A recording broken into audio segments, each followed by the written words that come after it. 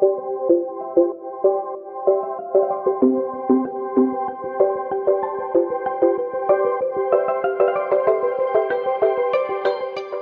to the show. I am so excited to have joining me today, Joree Rose. She's a licensed marriage and family therapist, and she's here to talk to us today about mindful parenting. Thank you so much, Joree, for joining us. Thanks so much for having me, Jessica. I know just based on our pre-recorded conversation, we're going to have an absolutely amazing conversation together, as we have so much in common already and Absolutely. so much that we want to be able to share to your amazing audience. Absolutely. You have an energy about you that I feel like people are drawn to connect. And I felt that way already speaking to you. And I feel like that's a lot of the reason why you're so successful as a coach and as a therapist. You know? Thank you so much. Thank you for seeing that. I really appreciate that. Absolutely. And I'd love to learn a little bit more about you, Joree, and your journey in life that led you to this passion for wanting to help others, not only in parenting, but just being happy moving forward in their lives. Yeah, absolutely. And what a journey it's been. So like you said, I'm a marriage and family therapist, and that's something I always knew I wanted to be. Even when I was really young, I had a deep desire to help people and to connect with others. And I also, when I was, in high school and even college, looked at the profession of being a therapist as one that really aligned with my values, knowing that I was going to be a mom. And I always wanted to be able to have a profession in which I could put my kids first and build a schedule and a day-to-day routine that was based around my kids, so I could always be home with them. And part of my journey includes I got married to my high school sweetheart, who I had dated since I was 13.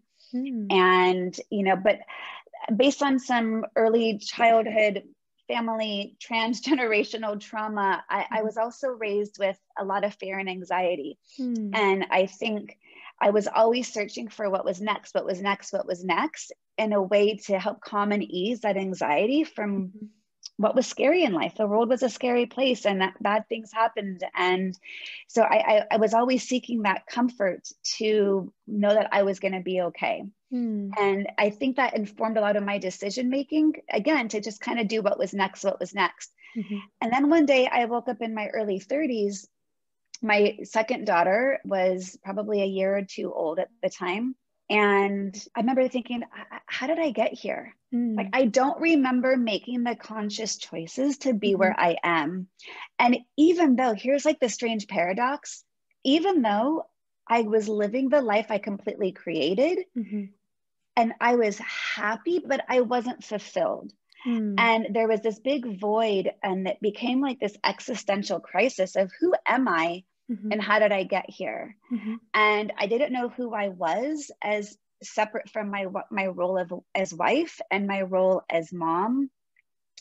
Because I had been with my husband since I was 13, I kind of transferred like all of that dependence a child has on their mother, which my parents got divorced when I was 3, and my dad ended up committing suicide when I was 10. I'm so sorry. And so, thank you. So I was raised by just my mom. I've got 2 older siblings, and they're a few years older than I am. So it was really me and her growing up, and that codependency, I think I just transferred from her to my husband as a teenager, and never really had that necessary and important stage of becoming an individual. And it was going to catch up with me at some point.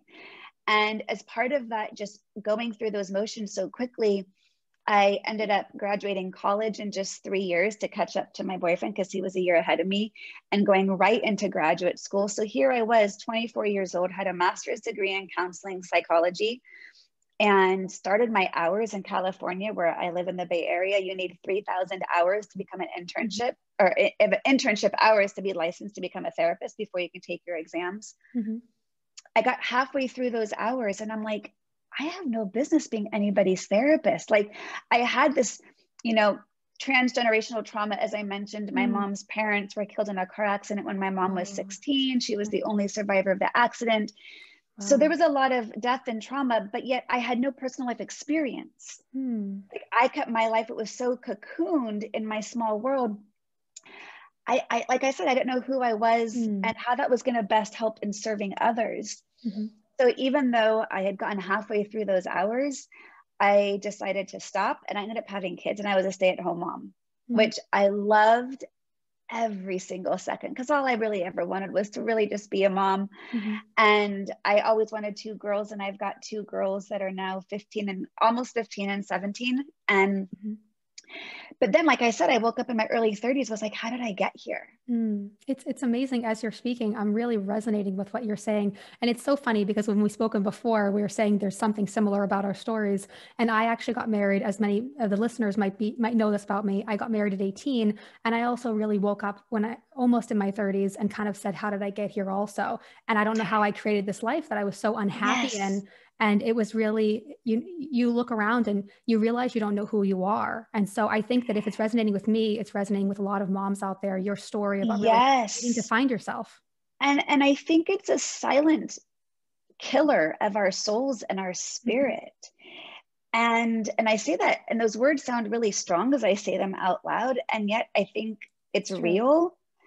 Because when we are out of alignment, it's going to affect everything about us. It's going to affect our health, our happiness, our wellness, our ability to show up for others, our connections, our ability to feel satisfied and content, like all of it. And it's a scary thing to look at. Did you feel like it affected you a lot? Because I know you mentioned you then took a break to sort of become a stay-at-home mom. Do you think that it affected you as a mom versus now when you've sort of done a lot of work on finding yourself as a mother? Have you changed? At the time, I've changed immensely. And I think the work I've done has incredibly strengthened my abilities to be present as a mom. And so when I kind of had that wake-up call, I decided to get myself into therapy really for the first time in my life. And I'll never forget, I was sitting in that therapist's office that first day, and I had this very sense of peace and calm of like, I really like being in this space. And maybe I want to go back and finish my hours. Maybe I want to now be a therapist. And that really opened the door to like, I could talk for days, honestly, Jessica, about a series of synchronous events that led me to the path I was supposed to be on. And so I actually did contact the old supervisor I had worked with. I hadn't spoken to her in 8 years. The last I saw her was at my baby shower. And she worked with schools and was had therapy interns as school counselors. And this was January of that particular year. And I thought, okay, well, I'll have to wait till September when school starts again. As the universe would have it, I'm not going to say as luck would have it, because it wasn't luck, because it was meant to be. But as the universe would have it, she had a school that came on mid-year, and she had an intern lined up for the position who a week before the intern dropped out. And then I call her kind of out of nowhere. And so I was able to get back into that practice of becoming a therapist. But I always knew as a therapist that the traditional model of therapy wasn't going to work for me. That whole idea of having that blank slate and having this, kind of detached relationship from clients, as therapists don't reveal any part of themselves. I knew that could never be me. That's not who I am as a person. And it didn't feel accurate that as a therapist, that one of the goals and intentions is to create and role model healthy relationship and communication and connection. And I don't know how that was possible if the therapist didn't show up themselves as a real person. True. And that led to that knowledge kind of was always in the back of my head. But it really going through this practice, which I had to start my hours from scratch again at the beginning. But I discovered mindfulness practice again through a series of events that were meant to occur. I had never meditated a day in my life. Like I said, I was going. So slowing down was not something that was in my wheelhouse. And yet it's the thing I needed to do. And I had never meditated. I didn't even know what mindfulness was, never even heard the word.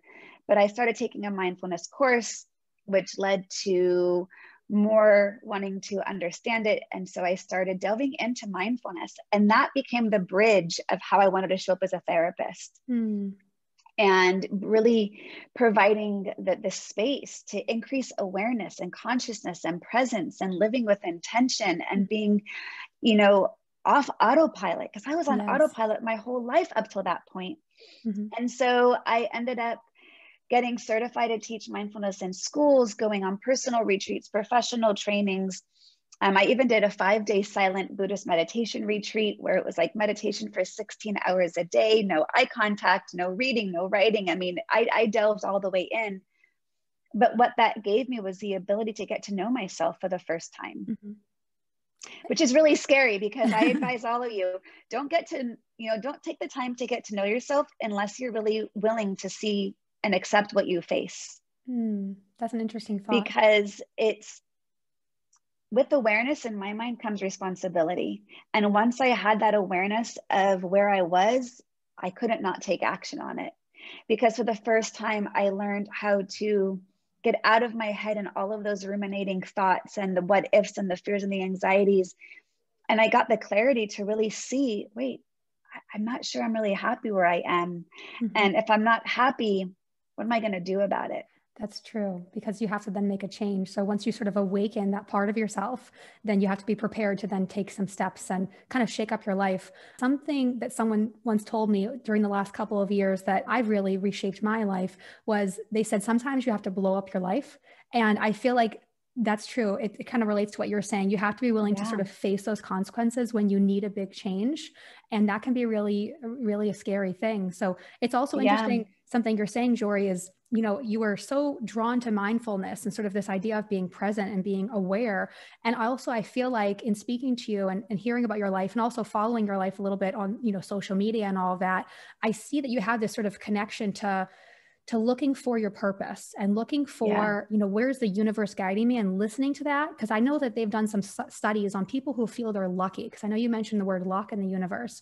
And when people think they're lucky, they tend to be luckier, and they tend to look down and see a $20 bill on the ground and pick it up. Whereas if you're not feeling like you're lucky, you're not going to be looking down. So you're not picking up that $20 bill. So it's sort of a self-fulfilling prophecy.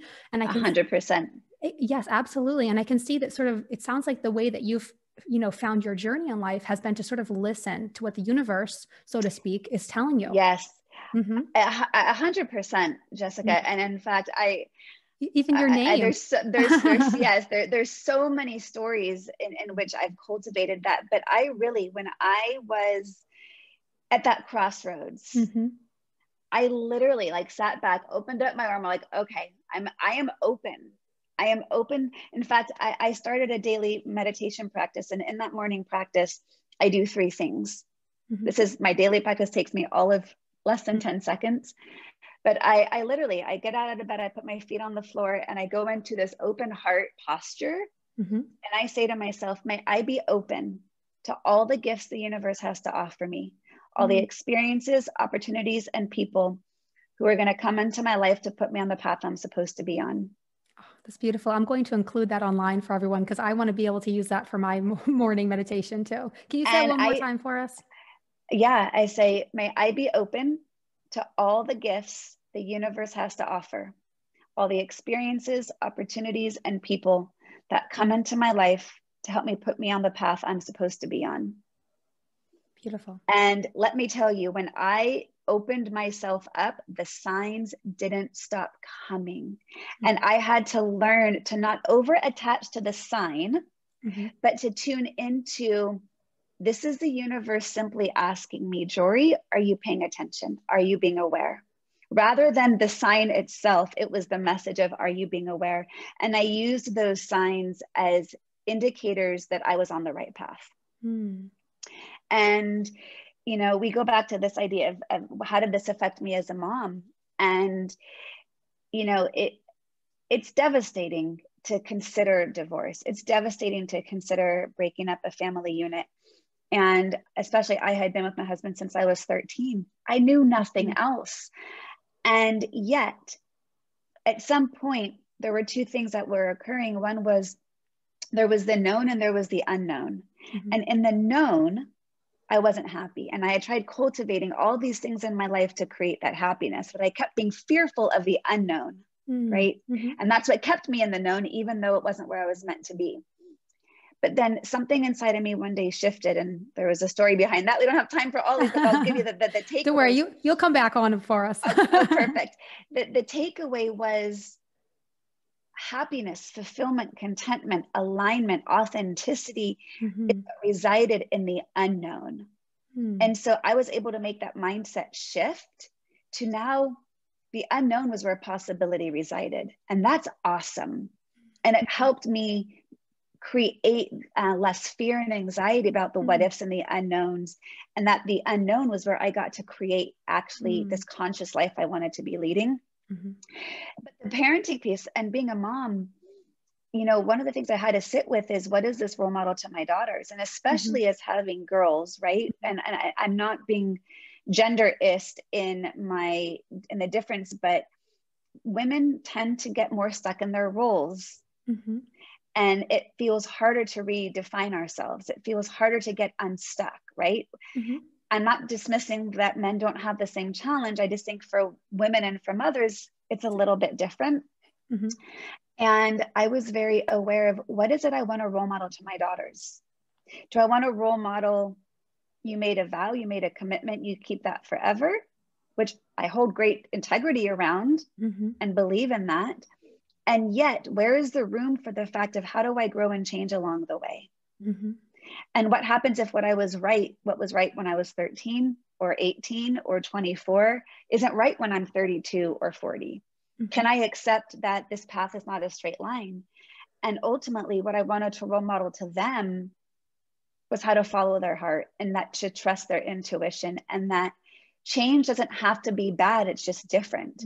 And I really like how you described how you chose to change your relationship with change, you know, and alter that fear. You chose to view change a different way, where you had viewed it as this horribly scary thing. Now you're viewing it in terms of the possibilities. And that was a conscious choice you made. So I think that's 100%. That in and of itself is modeling something for your daughters that's really important in life. Yeah. And, you know, I didn't have a bad marriage at all. We never fought. We never argued. We had a great life. It wasn't a bad marriage. This was an existential crisis of, but it wasn't right. It wasn't fulfilling of what I was needing. And I'm so grateful I have a partner now that emulates the relationship I want my daughters to have one day. And in fact, I fear that, you know, my daughter once said to me, what if I don't find my John? You know? Oh, how sweet. And, you know, that was a whole nother level of manifestation and getting into alignment and listening to those signs of the universe. And yet as a mom, you know, I want to give you an example, because I know there's so many things I want to share about what I mean to be a mindful parent. Yes. And one of the things that I talk a lot about with the clients, because I've got a full-time private practice, but which is now, due to COVID, 100% virtual. So great that I can expand the reach of people I work with. But so many parents want to feel that they have to feel put together all the time for their kids, and that they're role modeling emotional regulation by not role modeling all the emotions they're actually experiencing. And I don't think it teaches the children how to accurately feel what they're feeling. So a couple of examples, because I think this is a really important reminder for especially moms, is to ask yourself, are you role modeling the behaviors you wish to see for your kids? Because so often we're saying one thing, but doing another. That should be our first action step to ask ourselves that. Yes. You know, are you role modeling the behaviors you wish to see? And so I want to give this example that a couple months ago, so this was after COVID started, I think it was probably in May, I was having a really hard day. There was a potential business opportunity that would have been huge that didn't come through, which I was really disappointed. My clients at the height of the beginning of COVID, there was a lot of stress and overwhelm, and I was emotionally drained and kind of feeling a little burnt out. And then my daughter, who was 16 at the time, got some news that some things that she had been working for and looking forward to because of COVID weren't going to be able to happen. And she was supposed to be away at summer camp for 8 weeks that summer. She was supposed to be a semester abroad in Israel that had to get canceled. And then there was one final blow that she just was devastated of an opportunity that was going to be missed. And at the end of that afternoon, I was exhausted and sad. And I sat on my meditation cushion here in my office and I just started to cry. And after a few minutes, I was in there crying. My daughter walks in the room and she says, "Mommy, what's wrong?" And I said, "I'm really, really sad. This job opportunity, my clients were overwhelming, and I'm so devastated for your lost opportunities." Now, most parents, I'm not judging, but most parents would have pulled themselves together, wiped away their tears and says, oh, honey, don't worry about it. I'm okay. I'm fine. Don't worry. Mm-hmm. But that was not an authentic response to where I was in that moment, nor would that have been an authentic response to what I was actually experiencing. Mm-hmm. So I said, I'm sad. And I kept crying. And my 16-year-old daughter said, come here, mommy, let me hold you. Oh. And she sat down next to me and she put her arms around me and I cried on her shoulder as she held and hugged me. That's beautiful. And later that night, and up until that point, she hadn't cried about her losses due to COVID. And later that night, she came downstairs crying. And I feel it's 100% in direct relation to me giving permission and space to authentically feel what you're feeling. Mm-hmm. You modeled that it was okay to feel like that. And it was appropriate. Mm-hmm. It was accurate. It would have been weird not to. And as a therapist too, I not to stereotype as well, but, most therapists are, trying to maintain the composure and all of that. So really for you to so genuinely share that, I think is really important. Yeah. Yeah. And so I think this becomes what this awareness can offer to ourselves in our own journeys. But, to me, that mindfulness, that awareness, that conscious living, that intentional versus, responding versus reacting, if there's two roles that it can play as a mindful parent. One is how we regulate and manage and honor and allow whatever's arising in ourselves. But two, how we then role model that to our children. So it's this dual benefit. When I can practice this, they're going to get that inherently. And authenticity, as you're saying, is very important it's huge. As well within parenting. And, and this shows up a lot in how parents easily get triggered by their kids' behaviors. And it comes up in discipline stuff because, oftentimes if, let's say there's a kid who's acting out, it's going to inherently trigger the parent because no parent likes negative behavior. That's never fun for anybody. And a parent often gets reactive, and that reactivity will up the ante of the kid's behavior. And the parent is determined to win that hierarchical battle and thinks if I get louder, it'll quiet my kid down. Well, what is that escalation only role modeling? Escalation of the kid's behavior. And so, what I work with clients around is to first off, get really curious of what's the emotion driving the behavior. Because if you just focus on the behavior, you miss the opportunity to connect empathically and compassionately with the emotional experience. And that's where you grow together. That's where you role model that authenticity. That's where you can say, yeah, being sad right now makes perfect sense, but let's not throw things against the wall, right? Whatever the negative behavior might be, which is easier said than done when many parents don't have the tool to do that for themselves, let alone in the moment when they're triggered with their kids. So it sounds like one of the first steps in really effective discipline as a mindful parent is to really recognize the emotion behind the actions and the behaviors. Yes. And then the next piece is to be able to name it. So I'm going to put this into an example that I often share this story as kind of my turning point of when I was able to practice this. At the time, my kids were probably like 7 and 9. And even when I was still married at the time, my husband worked late. And so the evening routine was often on me. And by the end of the day, I was tired. Being a mom is exhausting. And my patience was wearing thin by the end of the day, as it does for many moms. And I was trying to get them into the bath. And they just weren't getting in the bath. And I was getting really frustrated. And I started to raise my voice. But I had that meta awareness as if I was looking down on myself, noticing my voice raising. And I could see that it wasn't going to go anywhere productive. Didn't make me feel good. Didn't make them feel good. Nor was it going to get the goal of getting them in the bath. So I literally stopped myself mid-sentence that I started raising my voice. And I just named and acknowledged what was going on for me. And I started with my physiology because kids don't often have the language to name their emotions, but they do know what their body's feeling. And so I was able to now role model that, because I said it's this dual purpose of calming myself down and then role modeling to my kids. So I said, I stopped and I was like, wow, you guys, I'm beginning to get really frustrated. I notice my heart is racing. My blood is beginning to feel like it's boiling. I'm feeling like this tension just creeping up in my body. And I'm about to say something I don't mean. So I'm going to take a second and I'm going to calm myself down. You told them And this. I said that just like that, same tone of voice. And I literally just took a few deep breaths. And I did that a few times, which shifted their energy. I was now calm, or at least calmer. And I said, "You're staying calm, Mom." Yes, exactly. And I said, okay, you guys, what do we need to do to get into the bath? And that to me is like the epitome of when I talk about what it means to be a mindful parent, because I could have kept reacting to their behaviors, but I didn't want to get more triggered because that escalation wasn't going to get us anywhere, but more disconnected and further away from the goal.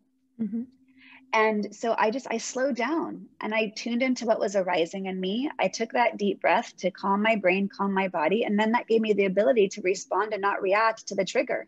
Now, it didn't always necessarily mean that they were going to switch their behavior and respond in alignment with where I was at, but at least I had a better ability because I'm now operating from my executive functioning and my greater resources versus operating from that emotional brain that hijacks that executive functioning. And it's huge. It's huge. And even if sometimes if, you know, a kid is acting out and a parent were to ask them, you know, why did you do that? And kids are like, I don't know. That response tends to piss parents off, but truly they don't know because they're not aware yet of what is driving it. And so to me, it's a parent's obligation, opportunity, you know, availability to help the kids understand what is going on inside of me. Because we adults don't always know, right? It took me till I was 32 to figure out what was driving my behaviors. It sounds like the tip you mentioned earlier about talking to your daughter about why you were upset. And then now here too, about how you really shifted the energy by just being authentic and really honest with telling your kids how frustrated you were and explaining to them the physical symptoms. That's the way that you really get them to understand how to express their emotions. Is that the best way? It's the bridge, you know, because again, if we're wanting to help kids understand why they're doing what they're doing, to help them understand what's happening in their body, they may not have the language to say, I'm feeling really sad, therefore I'm acting out. But they may be able to understand, I've got a pit in my tummy, or my tummy feels weird, or, you know, I feel like my blood is on fire, or I feel, like I want a lot of kids, you know, their emotions show up as somatic complaints, headaches, tummy aches, not being able to sleep. So when we can begin to teach them and help them understand that emotions have sensations that are produced in our bodies, then at least we can start them to have awareness and use those sensations as cues to get curious. Gee, my tummy's hurting. What kind of tummy ache is it? Like, because, you know, you're teaching them to be aware. Yeah. So again, a lot of parents try to skip over the emotion and try to solve the problem. Like I'm just thinking, Joree, in that case, I'm thinking, you know, if your child's coming to you and telling you I have a headache or something, and your goal is to get them to go to bed and they're missing bedtime, if you're not being mindful, you're just telling them, well, get in bed. So that's what you mean by really focusing on those sort of like triggers. So I'm going to give you another example of something that happened once. We had a friend over and her daughter was my daughter's age, and they might have been somewhere between 9 and 10. And this was a friend I had known since the daughters were infants. It was a playgroup friend. So I'd seen this girl grow up. She had a lot of anxiety, and the anxiety was channeled through sports. So on the off season, it was really hard in the home, but during the on season, the anxiety was more managed. And so the girls had been outside playing. I'm sitting on the couch with the mom, and the girls come in for a snack, and the girl says to her mom, "Mom, my back hurts." And the girl looked like she had a look of pain on her face. And the mom turned to me and said, "Oh, she fell down yesterday at basketball practice." The mom then turned back to her daughter and said, "Oh, honey, you're going to be fine. It's okay." And the girl had a look of pain because I was tuned into the girl. It looked like some pain on her, like that she was experiencing, and physical, you know, because she was in pain. She said, "My back hurts." To then kind of confusion. And then she shrugged her shoulders as they got their snack and they went outside. And that exchange really got me triggered, because here this girl was saying she was in pain, and the mom said, "Oh, no, honey, you're fine. Whatever you're feeling isn't actually what you're feeling." Mm-hmm. And it's not a bad parenting moment. It's, to me, it's just an unskillful moment, because the mom missed an entire opportunity to understand what was really going on. Now, so to me, I would have said, "Oh, wow, sweetie, I'm sorry your back is hurting. Can you tell me more about it?" Like, on a scale of 1 to 10, how bad is the pain? Is it better or worse than it was yesterday after you fell? Do we need to go home? Do you just maybe need some Advil? Do you just need a hug? Do we need to call the doctor?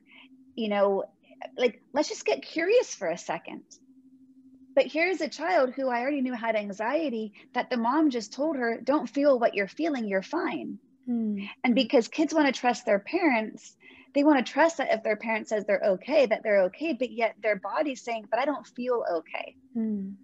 So it's not dismissing, and it's not giving into it either. It's creating room for curiosity around, "Tell me more what you're feeling.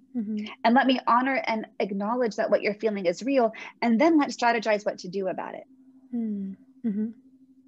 I love that as a tip. Because again, parents don't like seeing our kids in any kind of pain. And we want to be able to fix it and solve it and tell them they're going to be okay. And just saying you're okay doesn't make them feel okay. And there's so many issues in our world right now that our kids can't escape. So they're going to turn to us for tools and guidance of, how do I get through this? Not just, "Oh, don't worry, you're going to be fine." Because that does nothing. Absolutely. And right now, childhood depression rates and anxiety rates are really skyrocketing through the roof. And we're going to have a big recovery time now as parents, that we have to understand how to manage that, you know, the next year or two, as we sort of come down from this sort of cycle, especially with COVID. What would you say are some of the key tips we should be aware of to make sure that our kids that we're properly managing our kids' anxiety and depression, or recognizing those symptoms, since that's really the times we live in right now? Yeah, I would say honor and acknowledge whatever your kid is saying as real. Because again, many parents either don't have the tools or resources themselves to manage it, or they're afraid of what it might mean. And yet how we respond or react or deny or resist or judge our kids' experience is going to directly impact our children's ability for them to regulate it themselves. They're going to take our cue. And if we keep saying, "Oh, don't worry, you're going to be fine," they're going to continue to believe either they are fine when they're not. So they're going to misunderstand or not relate to the messages their body's telling them as true and accurate. Now, it doesn't mean we need to go the other extreme and freak out about it, the depression and anxiety. We need to give it room to exist and acknowledge, "Yeah, I could see why you're feeling this. That makes perfect sense to me, why you're anxious right now. This is a really scary time." Sometimes our instinct is to minimize, but on the other hand, you want to acknowledge, because you want to give your child that feeling of triumphing over that, because that feeling of sort of conquering the anxiety and how they got over it, that's what's going to help them move forward in life and conquer that later when they're dealing with it. Well, not just denying it. Absolutely. And there's, scientific backing to this, that in our emotional brain, we've got our amygdala, which is that emotional alarm. And studies show that when you can name what's arising, simply naming it actually quiets down that emotional alarm. And when that emotional alarm is quieted, you get more access to your resources and your tools for managing it. So even just naming, "I'm feeling really anxious, I'm really sad, I'm feeling really depressed," helping give it room to exist in and of itself quiets it down and gives our kids a better ability of being able to get to the resources. Now, I'm sure all the moms listening, and parents out there, not just moms, but all the parents out there listening, if you were to say to a child who's acting out or angry or upset or anxious, "Calm down, you're going to be just fine," what's the last thing they're going to do? The last thing they're going to do is actually calm down. But what they're probably going to do is not tell you about it next time. Exactly. Because they don't trust that you see them. And again, because parents often focus on the behavior, not the emotion driving the behavior. And it's going to make the parent feel, or make the child feel like, my parent doesn't get me. They don't understand me. They don't acknowledge what's going on with me. They only like it when I'm behaving well or it's easy. And that becomes a learned behavior, and it creates a pattern of mistrust between child to parent. Now, I'll give you an example. So when I got divorced and my kids, would go to spend the weekend at their dad's, they had a really hard time with that departure from me. They were used to being with me. They were used to being in this house. They weren't used to sleeping somewhere else. They weren't used to being with their dad all that much because he had worked so much. So when they would leave to go to his house on a Friday and would cry, it would be easy to say, oh, sweetie, don't worry, you're going to be fine. You're going to have so much fun with daddy. Daddy loves you. You love him. You have all these fun things planned for the weekend. Don't worry, you're going to be fine, and I'll see you on Sunday. Now, again, not a bad parenting moment, just in my mind, unskillful, because it misses what's actually occurring, which is the sadness or the anxiety about how am I going to sleep somewhere different. So what I would actually say to my kids is I would give it room to exist, and I would name it. Yeah, I know this is really hard. I can see you're really, really sad about having to leave. And this is really hard saying goodbye to me.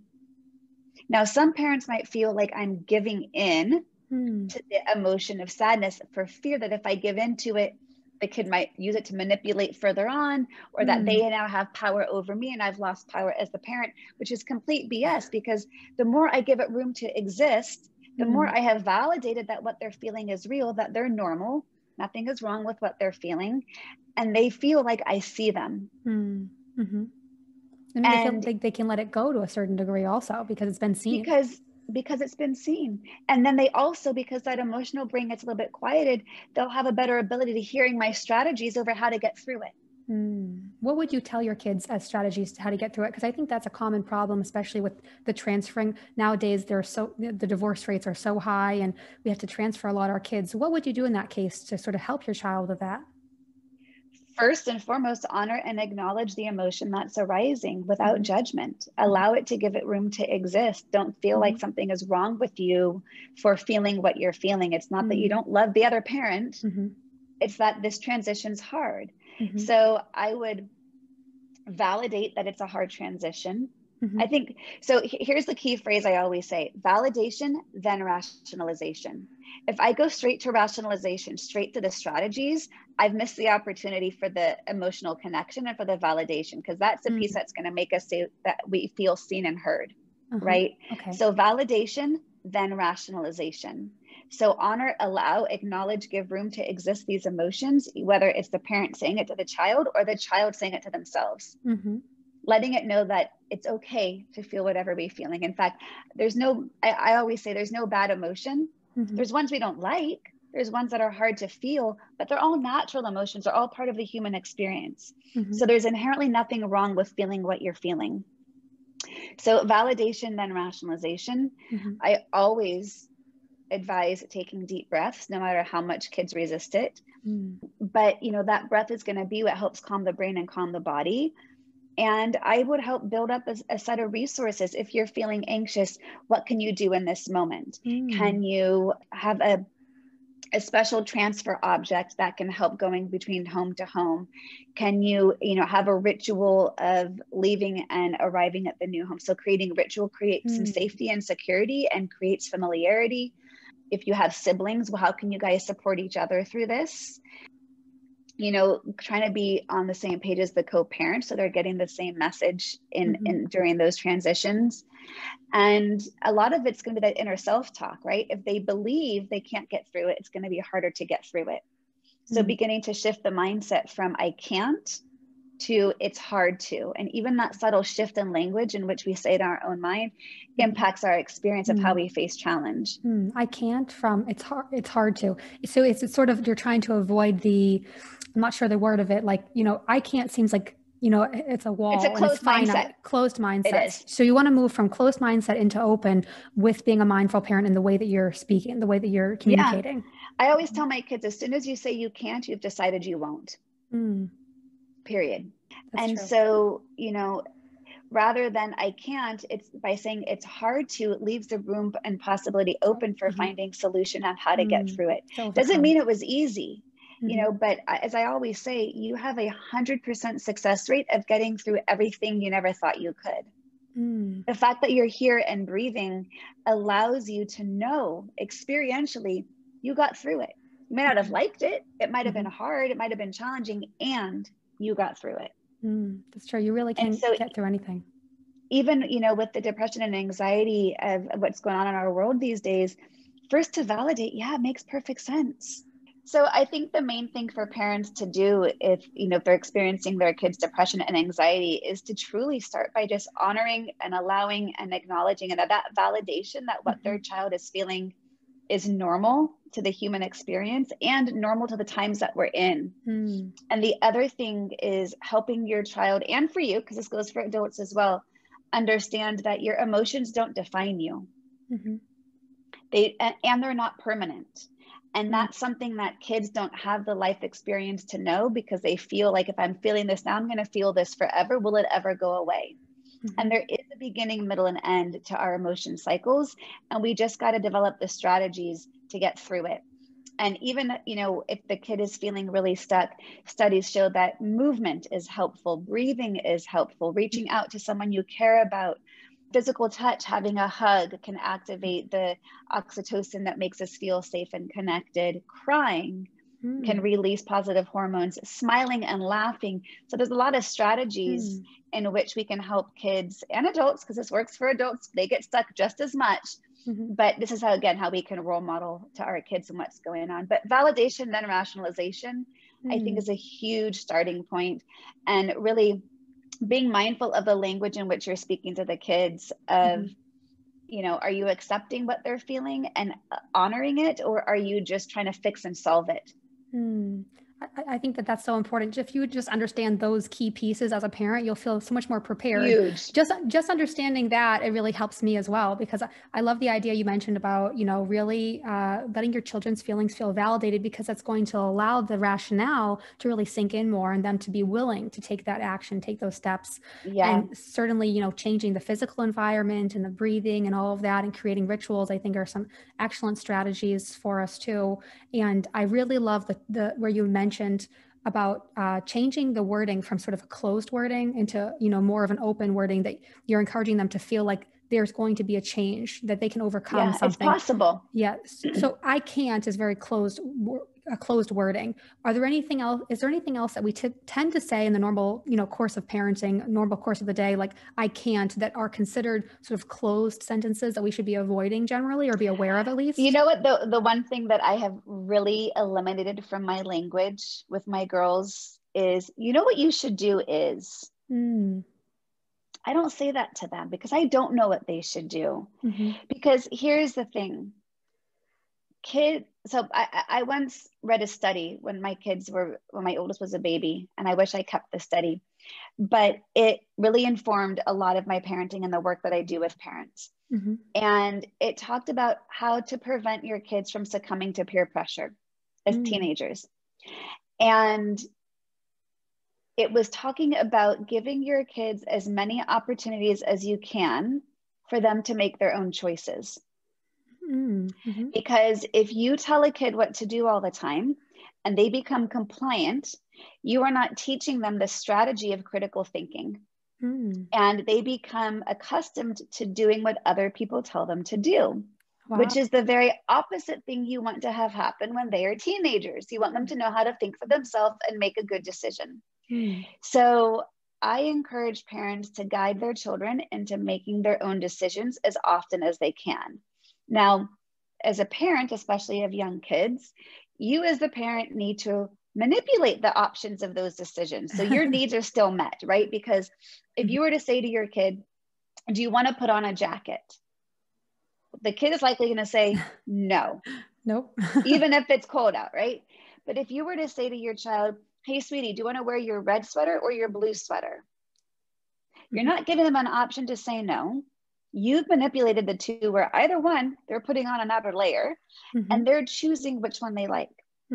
So I know that seems like a minor little thing, but it's actually quite big, because the more we can provide opportunities for them to think for themselves, how to make a decision, they will grow up having critical thinking and then making choices for themselves. And I was like a broken record with this with my youngest daughter. She would always say to me in the morning, Mommy, what should I wear?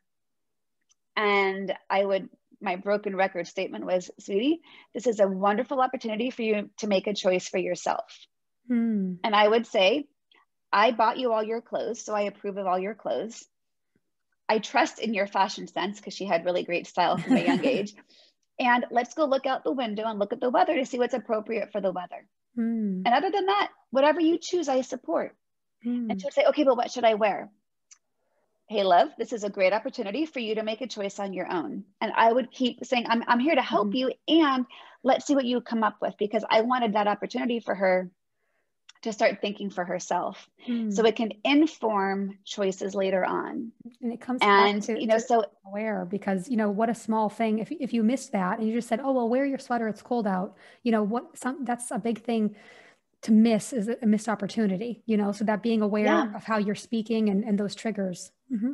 Oh God, there's so much, Jessica, I could share. And I think we're short on time soon. You have your book as well, right, Joree? So we can read more about all your tips. Yeah. So the book that I just came out with is called A Year of Gratitude. And this is actually maybe a good way to kind of finish up what we're talking about. Because again, I could talk for 2 more hours. And I'm enjoying listening to you, so we could keep on talking. Great. Certainly.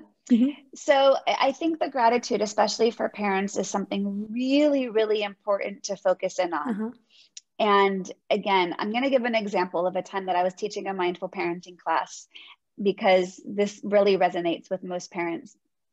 But this mom said, I'm really good at being mindful. I'm really good at staying present. I'm really good at being calm and not reactive. I'm really good with being aware and allowing whatever is coming up to exist, and to not really, go too far into the future of what ifs, up until the moment the kids get in the car after school. She said, and then all my mindfulness goes out the window. And then I'm reactive, I'm short-tempered, I'm impatient, I'm irritable, I'm frustrated, and I'm no longer able to role model the things that I most want to role model. And I get that. So I validated her experience, and I said to her, I'm going to make the assumption that you became a mother by choice.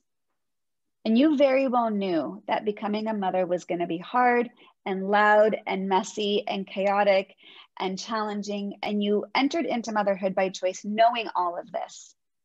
So even though there's those witching hours of dinner, bath, bedtime, homework, sibling rivalry, and the chaos and all the incessant questions and all of that, I said, I invite you, instead of frustration in those moments, to look to gratitude, to be grateful for the noise, because one day your house is going to be really quiet, and that noise and that chaos is going to be gone, and you're going to wonder where it went. So even though you don't like some of these challenges that motherhood brings, be grateful for it, because it will not last forever. This age and the stage that your kids are in, it goes so quickly. And she sat there crying, and all these other parents, and they had tears in their eyes. And so gratitude is a beautiful opportunity to shift out of the frustration, the anger, the irritability, the impatience, the reactivity, and choose gratitude for this moment, for what's arising. Another time I was teaching a mindfulness class, and during a gratitude meditation, there was an older gentleman who afterwards got very teary-eyed, and he said, I got into a big argument with my wife this morning, and I'm so grateful I have her to argue with. Wow.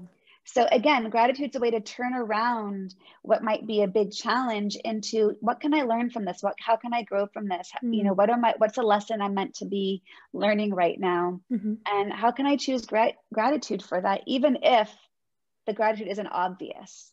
So in the new book, A Year of Gratitude, it's 365 different prompts for each day of the year, either through mindfulness or meditation, through journaling prompts, through reflections, through affirmations, to really cultivate gratitude into all aspects of your being. I love that, Joree. It sounds like there's going to be so many great tips in there. I can't wait to read it. And I'll put a link to everyone out there listening. If you take a look at the show notes now, you'll be able to find a link to Joree's book. And also, Joree, how can our listeners follow your work and learn more about you and connect with you? Yes. Probably the one-stop shop is my website, which is my name, Joree Rose, JoreeRose.com. And from there, you'll get links to my social media. You can follow me on Instagram at Joree Rose. I also host a podcast called Journey Forward with Joree Rose, and I've got an Instagram handle by the same name. But the podcast, I give so many tips and tools of all these things that I'm talking about, from my own journey to interviews as well. And at my website, I have many courses. I've got a mindful parenting course called Patient Parenting, another mini course called Redefining Yourself, and some new courses that are coming up that are just in final production of Introduction to Meditation, Introduction to Mindfulness. And I've got a lot of freebies on there. So it really is a one-stop shop to get access to everything I have to offer, including to work with me. That sounds like a lot of great tools that you have for us. So thank you for that. And congratulations also on your 100th episode of your podcast. Thank you. It's an exciting journey to be on, for sure. And I love having the platform to share, you know, just to be able to connect with amazing people like I'm talking to you now, and to be able to give tools, because right now I know it's what people need the most. And I think as moms, it's what we need the most also, because we want to feel that connection, and it's wonderful to connect with other moms and hear about even these small stories. We're all sharing them, you know, we all go through them. And we want to know that we're not alone in this journey. And, you know, as I often say, while you are unique, your problems are not. And the common humanity of our experiences is what connects us. So it's really helpful to know that. Thank you so much, Joree, for so genuinely sharing your life and your knowledge with us. Thanks so much for having me. It's been so much fun talking with you.